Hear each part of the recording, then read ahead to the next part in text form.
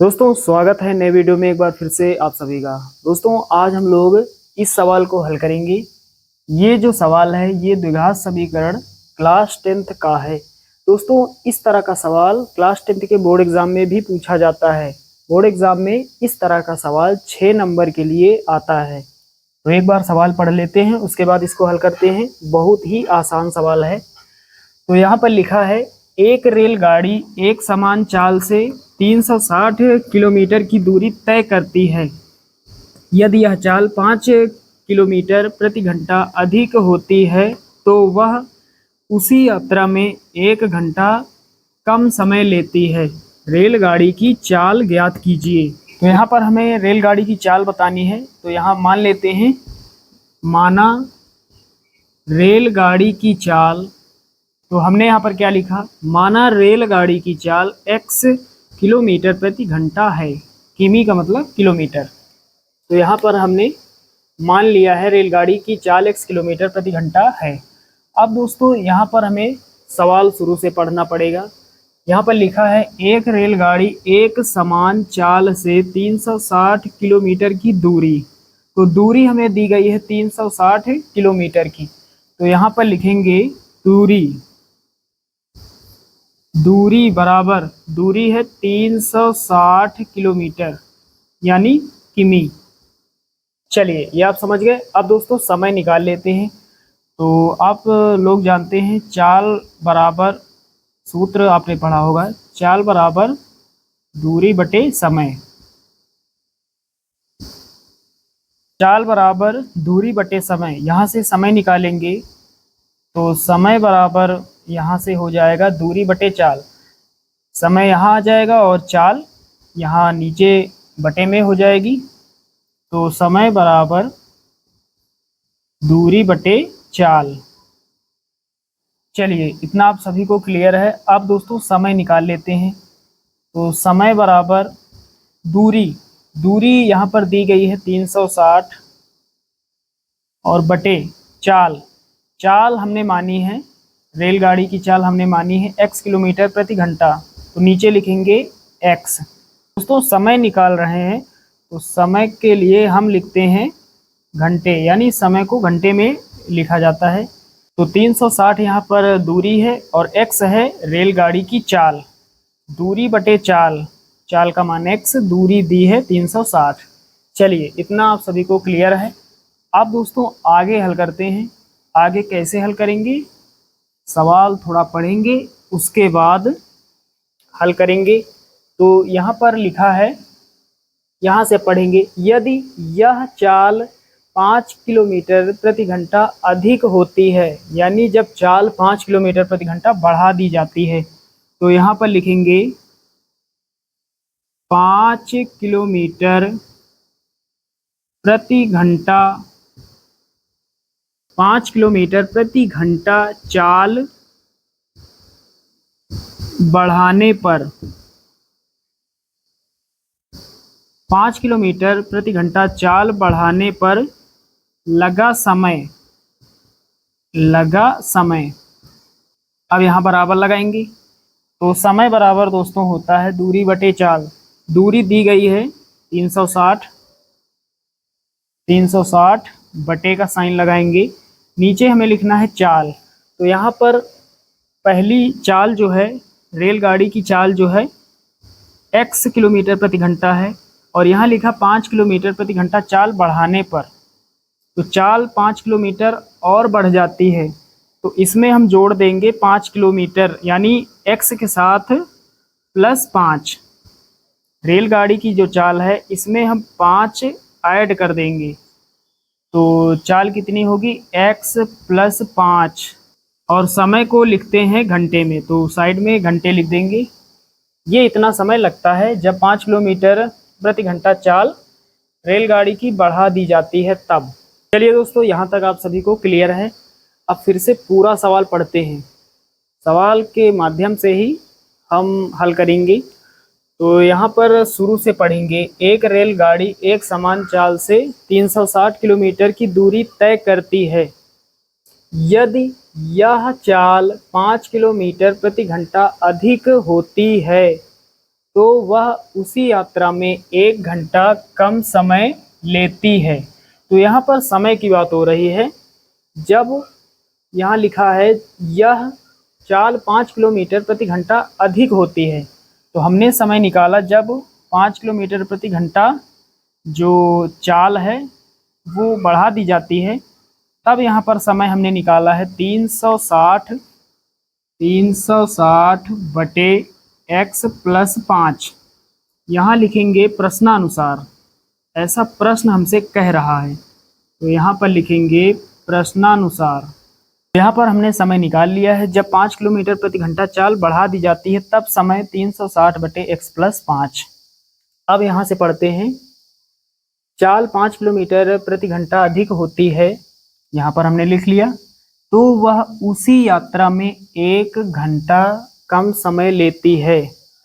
तो वह उसी यात्रा में, यानी समय की बात हो रही है, जो पहले वाला समय यहाँ पर लगा है इसमें 1 घंटे कम लेती है, 1 घंटे का समय कम लेती है। तो बराबर लगाएंगे, पहले वाला समय है 360 बटे x, इसमें से 1 घंटे कम लेती है, कम का मतलब माइनस, अधिक लेती है तो प्लस करते हैं, लेकिन कम लेती है तो 1 लिखेंगे, 1 घंटे कम लेती है तो माइनस का 1। चलिए अब इसे सॉल्व कर लेते हैं। ये इधर प्लस का है 360 बटे x, इधर आएगा माइनस का हो जाएगा, तो 360 बटे x प्लस 5, ये माइनस का हो जाएगा 360 बटे x बराबर इधर कितना, माइनस का 1।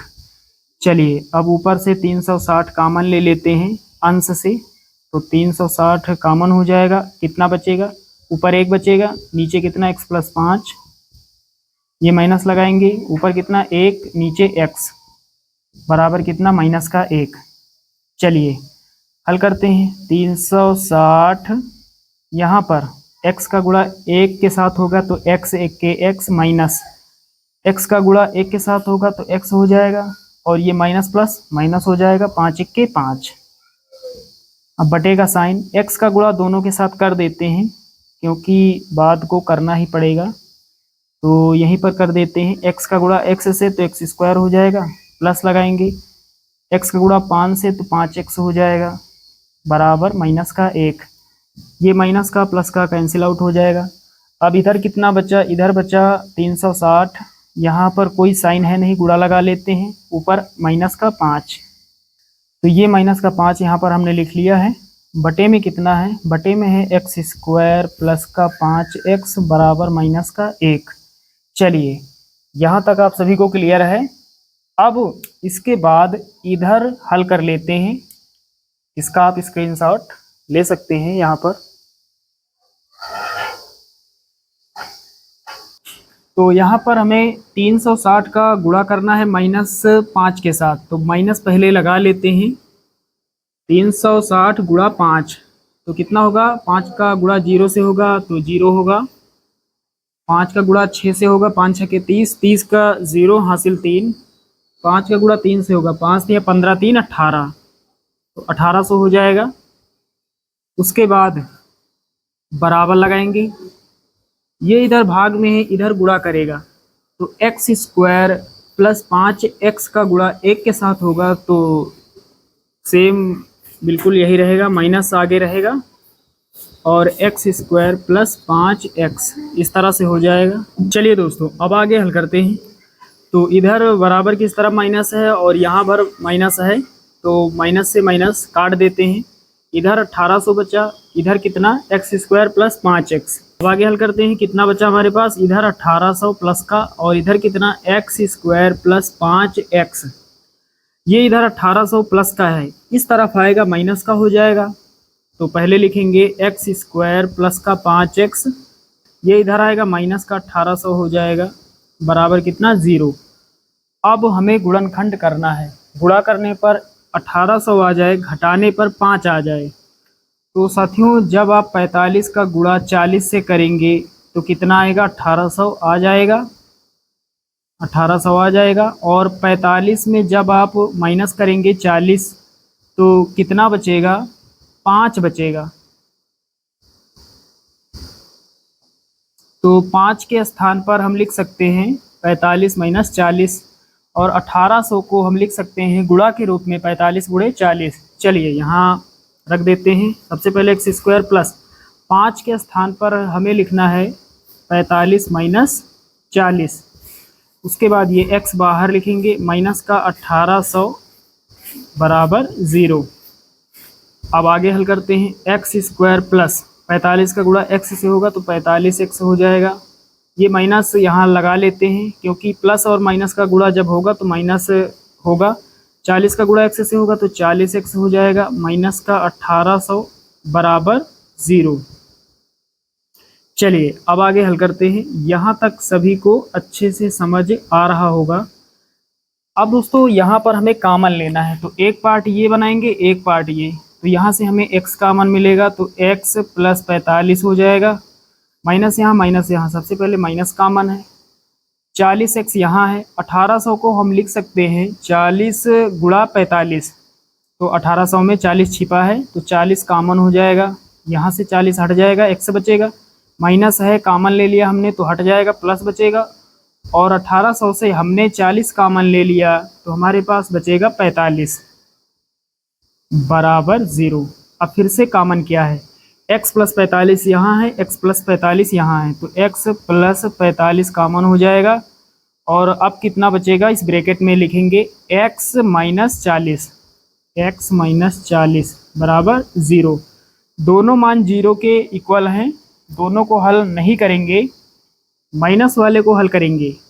माइनस वाला जो है ये हमें धनात्मक मान देगा और प्लस वाला ये जो है ये हमें ऋणात्मक मान देगा। तो माइनस वाले को हल करेंगे तो x माइनस 40 बराबर 0। ये माइनस का है 40, इधर आएगा प्लस का हो जाएगा, तो x बराबर कितना, 40। तो x बराबर कितना प्राप्त हुआ, 40। x क्या है, x है रेलगाड़ी की चाल। हमने शुरुआत में माना यहाँ पर था, माना रेलगाड़ी की चाल x किलोमीटर प्रति घंटा है, तो x का मान हमें प्राप्त हो गया। तो यहाँ पर लिखेंगे अतः रेलगाड़ी की चाल 40 किलोमीटर प्रति घंटा है। अतः रेलगाड़ी की चाल 40 किलोमीटर प्रति घंटा है, और यही हमारा फाइनल आंसर हो जाएगा। तो साथियों ये सवाल आप सभी लोग अच्छे से समझ गए होंगे। चलिए दोस्तों मिलते हैं अगले वीडियो में, तब तक के लिए जय हिंद।